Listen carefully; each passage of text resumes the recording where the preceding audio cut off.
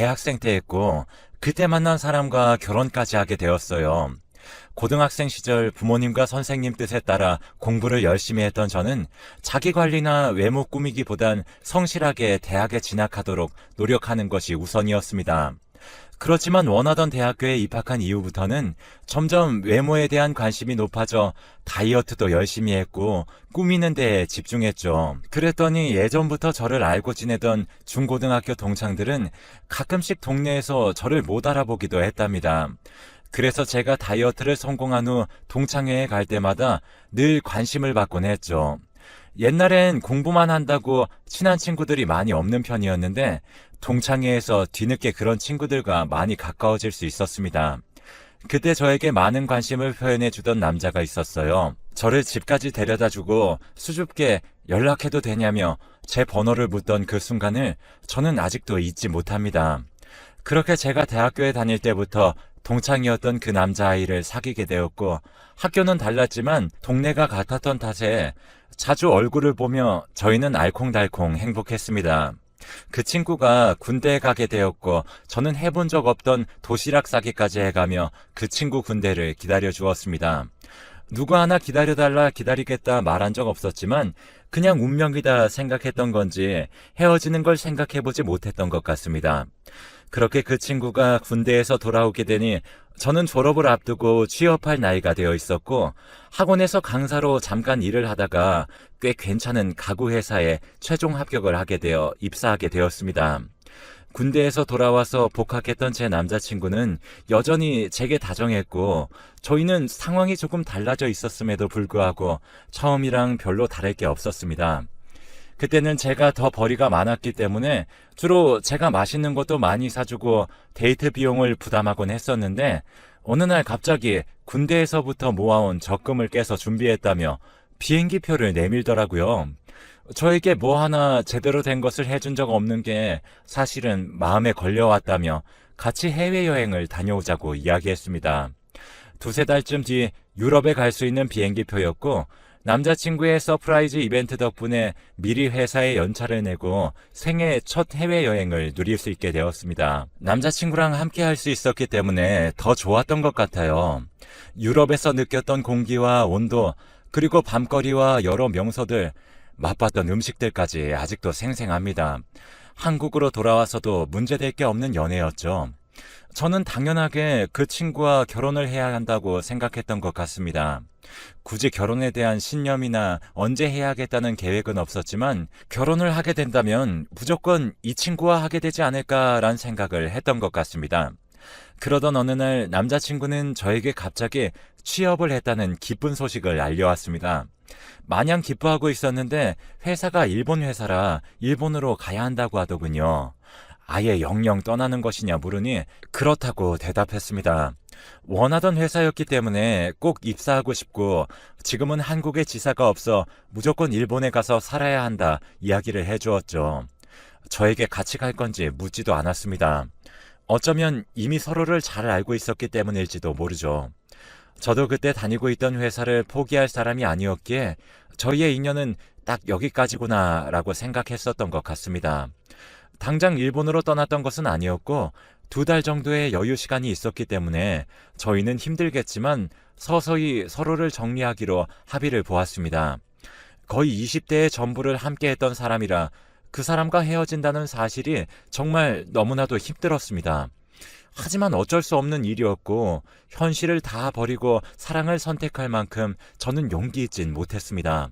결국 무언가를 감수할 만큼의 마음은 아닌 거겠지라고 스스로를 다독였어요.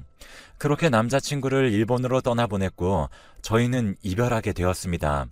서로 다시는 연락해서 흔들지 말자며 굳게 약속했고 저도 그 친구도 서로 연락할 수 있는 수단들을 모두 차단했으며 번호도 바꾸었습니다.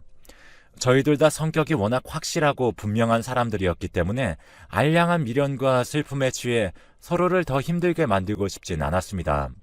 그러던 어느 날 아랫배가 너무 아프고 며칠을 통 먹지 못해 컨디션이 안 좋아 회사 근처에 있는 병원을 찾았던 날이었습니다.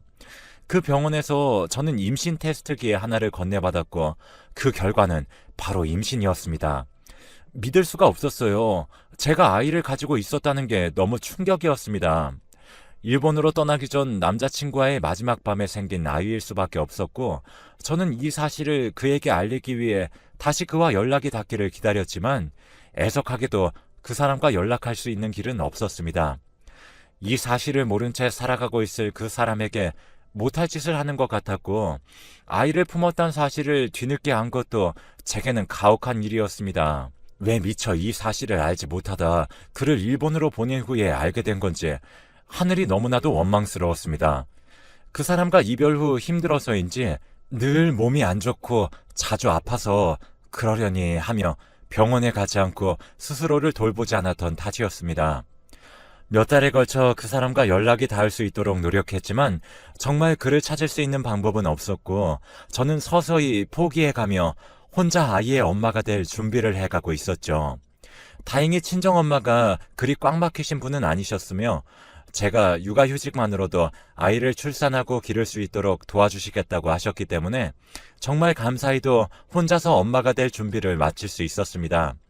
모든 것이 다 낯설고 힘들었으며 아이의 아빠도 없이 혼자 해결해야 하는 많은 것들이 너무 벅차게 느껴졌어요. 그래도 스스로를 잘 타일러가며 아이를 낳을 수 있었습니다. 저는 주변 사람들로부터 많은 도움들을 받았습니다. 우선 아이를 낳고 회사로 복귀하기 전까지 친정엄마가 저희 집에 자주 와서 이것저것 많은 것들을 도와주셨죠. 아이가 크는 걸 보고 있으니 그동안의 근심 걱정이 모두 사라지는 듯 하더군요.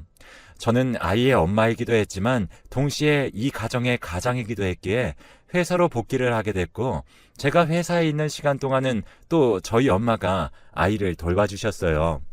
그리고 아이가 4살이 되던 해에는 조금 이럴 수는 있지만 어쩔 수 없이 아이를 어린이집에 보내게 되었습니다. 저희 엄마가 아침부터 제가 퇴근할 때까지 종일 제 아이도 돌보시고 집안일도 하시는 게 내심 힘들어 보이셨거든요. 그리고 제가 조금 일찍 퇴근할 수 있게 근무를 조절했고, 항상 퇴근하는 길에 어린이집에서 아이를 데리고 집에 들어가곤 하였습니다. 엄마한테 미안하고 고마웠던 만큼 더 잘하려고 항상 맛있는 걸 사서 들어가 같이 식사를 하며 하루 일상을 공유하거나 아이를 데리고 셋이 자주 외식을 하기도 했습니다. 그러던 어느 날 어김없이 일찍 퇴근을 하고 아이를 데리러 어린이집으로 갔습니다. 아이들이 바깥 활동을 하다가 들어온 거라며 잠시 기다려달라고 하시더라고요.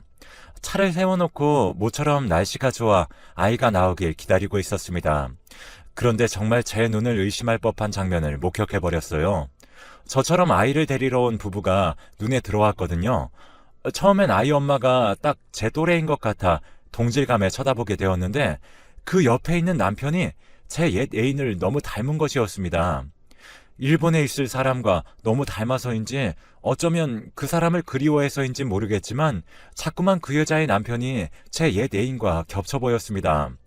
말도 안 되는 망상이라고 생각하며 그 생각을 털어버리려고 할 때쯤 어린이집 선생님께서 제 아이를 데리고 나와주셨고, 저는 아이를 안아주러 갔습니다.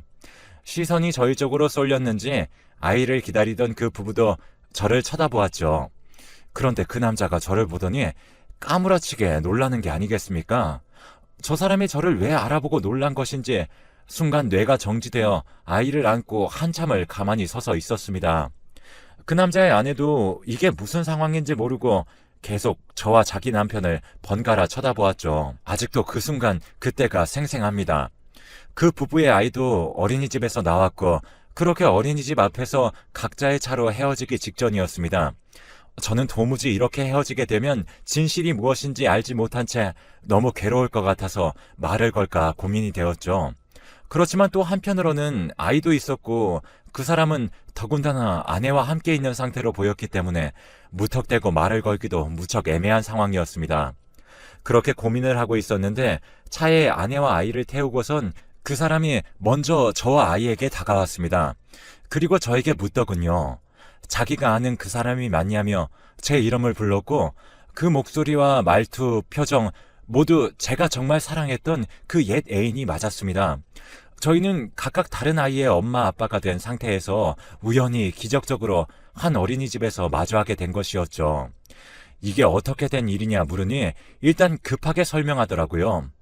일본으로 넘어가자마자 취업했던 회사가 급하게 성장하게 되었고 너무 정신이 없어 저를 그리워할 여유도 없었다고 해요.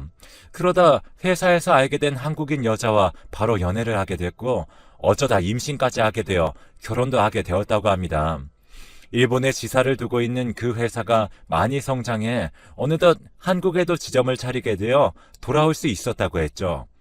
한국에 돌아온 지 1년이 채 안 됐다고 했습니다.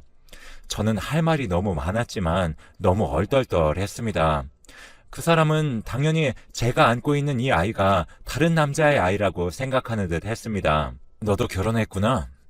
보기 좋다. 라고 이야기하기도 했으니까요. 저는 이 아이가 당신의 아이라는 이야기만은 꼭 전해야 한다는 생각이 들었고 그래서 그 자리에서 말해줬죠. 당신이 일본으로 떠나자마자 임신했다는 사실을 알게 되었고 이제껏 당신의 아이를 혼자 키워왔다고 말입니다. 그 사람은 너무나도 놀란 눈치였지만 더는 길게 이야기하기 어려운 상황이었기 때문에 서로 번호를 교환하고서 헤어지게 되었습니다. 며칠이 지나지 않아서 그 사람에게 먼저 연락이 왔습니다. 사실 그런 일이 있고서 며칠 동안은 이미 가정을 이뤘던 그 사람과 어떤 대화를 더 나눌 수 있을지, 그게 의미가 있을지 너무 고민이 되었어요. 제 전 애인이라는 의미보다는 한 아이의 아빠라는 이유로 이 만남에 신중해질 수밖에 없었어요. 연락을 받고 저는 약속 장소로 나갔고 거기서 친부관계 확인을 할 수 있겠냐는 요구를 받게 되었습니다. 처음 그 소리를 듣자마자 전 너무 어이가 없었지만 곰곰이 생각해보니 그 사람 입장에서는 충분히 확인해보고 싶은 부분이 있을 수 있겠다는 생각이 들어서 알겠다고 했습니다. 그날부터 저희는 아이를 두고 엄마와 아빠의 관계로 그런 연락을 주고받게 되었고 유전자 결과 또한 친부 관계로 나오게 되자 그 사람은 한 번 더 크게 혼란스러워하는 듯 했습니다.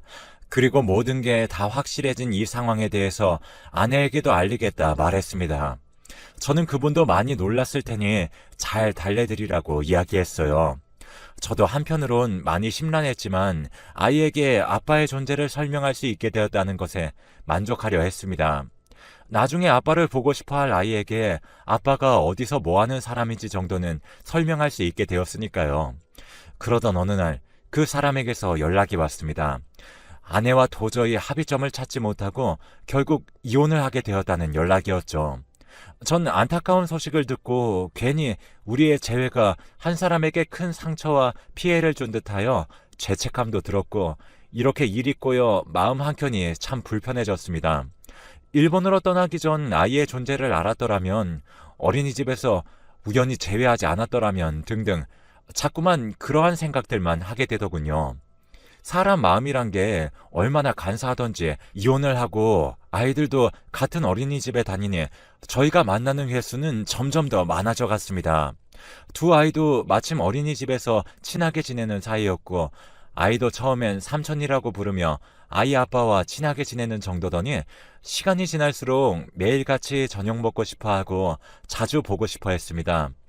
피는 못 속인다는 게 이런 건가 싶기도 했죠.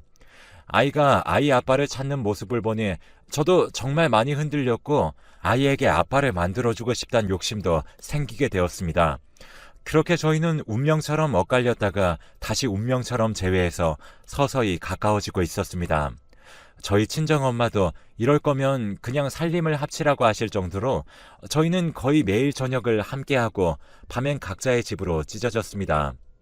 저와 그 사람은 반복되는 이런 삶을 그만두고 정말 다시 재회하기로 결심했어요. 어려운 결정이었지만 두 아이를 위해서 좋을 것 같았습니다. 엄마가 다른 두 아이였지만 제가 좋은 엄마가 되어줄 수 있을 거라는 확신이 있었고 아이에게도 아빠의 존재가 필요할 것 같다는 생각이 강하게 들더라고요. 혼자 아이를 키울 땐 애써 그런 생각을 하지 않으려 오히려 더 강해지려고 했었는데 저도 육아의 부담을 덜 수 있는 상대가 생기니 훨씬 더 마음이 안정되는 것 같기도 했습니다. 저희는 혼인신고만 했고 살림은 제가 살던 아파트가 조금 더 넓었기에 저희 집으로 살림을 합치게 되었어요. 아이들도 아직 어린 3, 4살 정도의 나이였기에 별로 혼란스러워하지 않았고 마냥 좋아하는 듯 해보였습니다. 제가 내린 결정에 대한 후회나 혼란은 더 이상 없었어요. 그러던 어느 날 주말에 아이 둘과 저 이렇게 셋이서만 집에 있었던 날이었습니다. 남편은 잠깐 제 심부름을 갔다 온다고 집을 비웠을 때였죠. 갑자기 초인종이 울렸고 누군가 내다보니 남편의 전 부인이 서 있었습니다. 어떻게 저희 집을 알고 찾아온 것인지 저는 너무 깜짝 놀랐어요. 문을 열어주는 것도 조금 걱정이 되더라고요. 남편과 그 여자 사이에서 태어난 아이 때문에 말입니다. 남편도 금방 돌아올 것이 분명하기 때문에 일단 남편에게 전화를 걸어 상황을 알렸어요. 저는 도저히 어떻게 행동을 해야 하는 것이 맞는 건지 모르겠더라고요. 남편은 얘기를 듣고 본인 뒤를 캐서 우리가 함께 살고 있는 집을 알아낸 것 같다며 미안하다고 제게 말을 해줬어요. 그러고 금방 갈 테니 잠시 기다려달라고 했죠. 그래도 또 다른 아이의 엄마인 사람을 그렇게 문 밖에 세워만 둘 수 없었기에 집 안으로 들어오라고 했고 아이들에게는 방에서 조용히 놀라고 당부했습니다. 우린 거실 소파에 앉아서 한참 침묵이 흘렀어요. 그 여자는 먼저 이미 모든 상황을 전 남편으로부터 다 듣고 알고 있었어요. 전 남편과 살림을 합친 것까지도 알고 있고요. 그쪽이 어떤 사람인가 싶어서 이렇게 신뢰를 무릅쓰고 찾아왔어요. 라고 하더군요. 그 여자는 사실 일본에 있을 때 남편과 같은 회사를 다니며 본인이 제 남편을 많이 좋아했던 시절이 있었다고 했어요. 하지만 남편은 저를 잊지 못했기에 마음을 열어주지 않았고 그 여자 혼자 마음을 끓이다가 결국 연애를 하게 됐고 아이까지 가지게 된 것이라며 그 둘의 스토리를 제게 하나씩 이야기해주기 시작했죠. 그러더니 저보고 상황이 이렇게까지 된 것이 모두 다 자기 탓이라고 하더라고요. 제가 아이를 임신했다는 사실을 알고 남편을 찾기 위해 취직했다고 알고 있던 회사 쪽으로도 여러 번 편지와 메일을 보냈었어요. 회사의 우편물을 담당했던 그 여자가 그것을 먼저 뜯어보고 저와 제 아이의 존재를 알고 있었음에도 불구하고 남편에게 알리지 않았다고 하더군요. 남편이 너무 좋아서 결혼을 하고 싶었기에 남편 몰래 제가 보낸 편지와 메일들을 혼자서 읽고 찢어버렸었다며 그 일에 대한 벌을 이제서야 받게 된 것 같다고 말을 했습니다. 이제라도 모든 것이 다 제자리로 돌아간 듯해서 다행이고 저희 둘을 보며 세상엔 운명이 있다라는 것을 깨닫게 되었다고 말하더군요. 그러더니 본인의 아이가 보고 싶어지면 보러 와도 되겠냐고 물어보았습니다. 점점 아이가 커가면서 엄마가 2명이란 사실을 알면 혼란스러울 거라 했더니 부탁한다고 말했어요. 울면서 제게 많은 것들을 쏟아냈던 그 여자를 잘 타일러 돌려보냈습니다. 아직도 남편에겐 그날 제가 알게 된 것들을 알리지 못했습니다. 다만 정말 운명이 있다는 것을 그 여자로부터 알게 된 것 같아요. 그리고 제가 아이를 혼자 낳고 길렀던 그 힘든 시절들이 떠오르며 그 여자가 원망스럽기도 했지만 한편으로는 제가 혼자 강인해질 수 있었던 시간이었기도 했기에 그냥 다 잊고 용서하기로 했습니다. 현재는 아이들이 초등학교에 입학할 나이가 되었어요. 두 아이는 다행히도 착하고 건강하게 자라주고 있고 저희의 모든 스토리를 알지는 못하지만 저희의 사정을 이해해주고 있습니다. 현재 남편도 다정하고 가정에 충실합니다. 저와 아이들에게 잘해주는 것 또한 당연하죠. 어디엔가 꼭 운명의 상대가 존재하는 것이 맞다면 여러분들도 저처럼 기적 같은 재회하실 수 있을 겁니다. 늘 행복한 순간만 가득하시길 응원하면서 제 사연을 여기서 마무리하도록 하겠습니다.